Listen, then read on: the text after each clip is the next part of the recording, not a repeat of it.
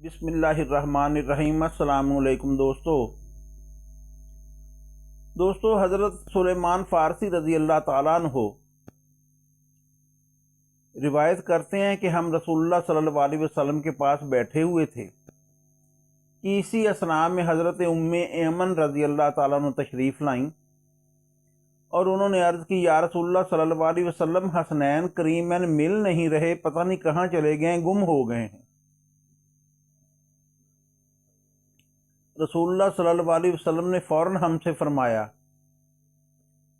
بھئی اٹھو اور جاؤ میرے بیٹوں کو ڈھونڈ کے لاؤ۔ بیشتر صحابہ تلاش میں نکل کھڑے ہوئے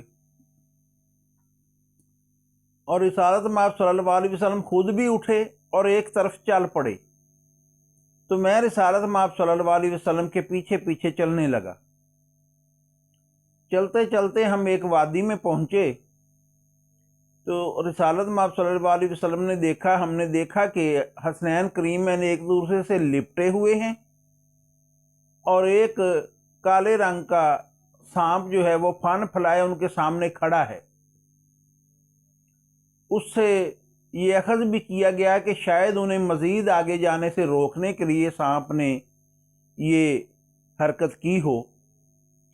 جب رسالت مآب صلی اللہ علیہ وسلم نے سانپ کو دیکھا، آپ اس کی طرف بڑھے، سانپ نے پلٹ کے آپ کی طرف دیکھا اور فوراً رینگ کر ایک سوراخ میں جا کے داخل ہو گیا، چھپ گیا۔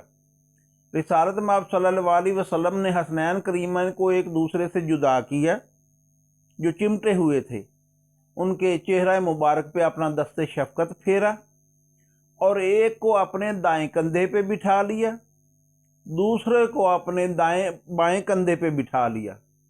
جب انہوں نے بٹھا لیا تو میں نے عرض کی حسنین کریمین کی طرف دیکھ کے، بھئی کیا ہی عمدہ سواری ہے آپ کی، ماشاءاللہ۔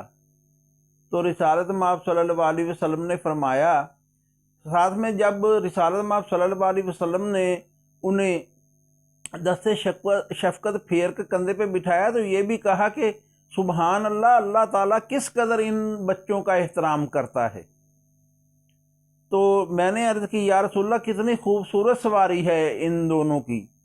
تو آپ نے فرمایا، اے سلیمان، یہ شہ سوار بھی تو بہت ہی خوب ہیں، بہت فضیلت والے ہیں، گو کہ ان کی فضیلت سے ان دونوں کے والدین کی فضیلت زیادہ ہے۔